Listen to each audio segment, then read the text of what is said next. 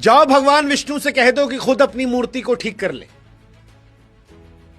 यह टिप्पणी जब देश की सर्वोच्च अदालत में हुई तो यह सवाल उठा कि क्या सर्वोच्च अदालत को, जो भारत के संविधान की रक्षा का प्रतीक है, उसे किसी भक्त की आस्था को ऐसे हल्के में लेने का हक है? क्या इस देश के मुख्य न्यायाधीश को किसी भक्त को यह कहकर अपमानित करने का हक है कि go and ask your lord Vishnu to do something? क्या यह टिप्पणी सिर्फ एक कानूनी जवाब है या फिर इस देश के करोड़ों हिंदुओं की भावनाओं को चोट करना, उस अधिकार को हनन करना जो हमें संविधान देता है आर्टिकल 25 के जरिए, जहां पूजा करना हमारा अधिकार है? और सबसे बड़ा सवाल, क्या इस देश में हिंदू देवी देवताओं पर टिप्पणी करना आसान है? क्योंकि इस तरह की टिप्पणी किसी मस्जिद को लेकर, किसी चर्च को लेकर, किसी गुरुद्वारे को लेकर अगर होती तो आप अंदाजा भी नहीं लगा सकते कि क्या से क्या हो जाता। इसीलिए सवाल है, क्या हिंदू हमेशा सॉफ्ट टारगेट रहेगा जबकि बाकी धर्मों को छूना रेड लाइन को क्रॉस करने से माना आता है? यह सवाल इसलिए उठ रहा है क्योंकि 16 सितंबर 2025 को सुप्रीम कोर्ट में एक याचिका पर सुनवाई होती है। मामला जो था वो मध्य प्रदेश के खजुराहो में जावरी मंदिर का, जो यूनेस्को विश्व धरोहर स्थल का हिस्सा है।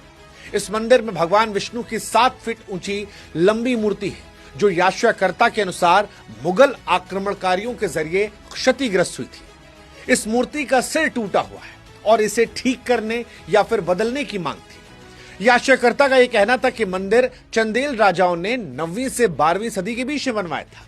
इसकी पवित्रता बहाल करना भक्तों का हक है। संविधान का अनुच्छेद 25 पूजा का अधिकार देता है। याचिका में एएसआई और केंद्र सरकार से भी हस्तक्षेप की मांग की गई थी, लेकिन जब यह सुनवाई हुई तो हमारे देश के मुख्य न्यायाधीश भूषण रामकृष्ण गवई और जस्टिस के विनोद चंद्रन की बेंच ने इस याचिका को खारिज कर दिया।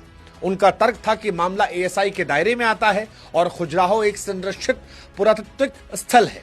एएसआई के नियम कहते हैं कि ऐसी मूर्तियों को बदलने या ठीक करने से ऐतिहासिक मूल्यों को नुकसान हो सकता है। तकनीकी तौर पर देखें तो अदालत के पास एक पॉइंट था।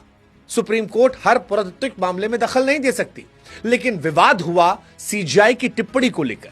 सीजीआई ने कहा कि यह पूरी तरह से पब्लिसिटी स्टंट हो जाएगा।